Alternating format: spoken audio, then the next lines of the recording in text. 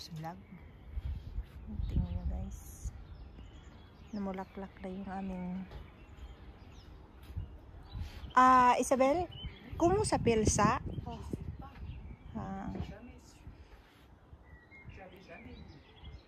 Tingnan nyo guys kung gaano kaganda. Tapos yung aming garden is ginagawa ngayon. Pinalitan yung mga damo. Kumbaga sa palay pa, hinarbis na yung una. At magtanim ulit.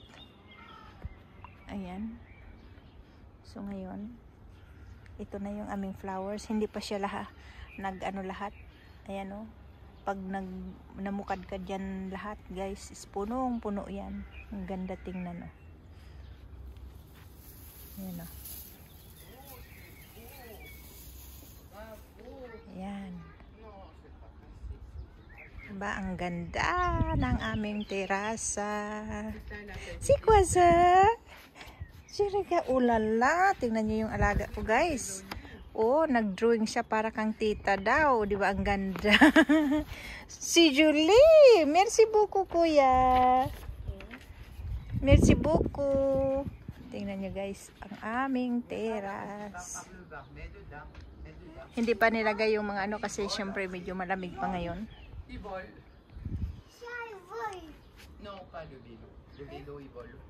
Ayan, ginagawa pa.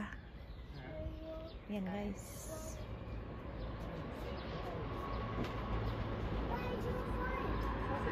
Ayan, ginupit yung lahat ng mga mga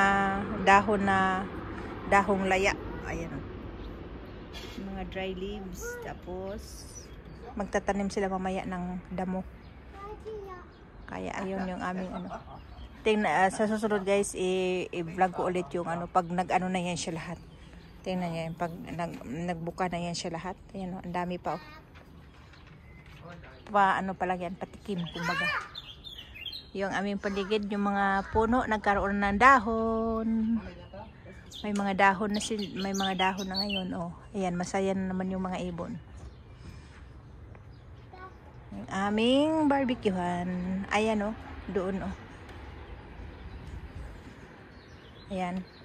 Pag namukad ka dyan lahat guys, napakaganda niyan. Yan, paligid dyan. Tapos pag namulaklak yung mga na yan, pati yung na yan. Ayan. Si blonde hair. Mayabang na yung aking kuya. Si kuya. Ha? Kuku. Kuku.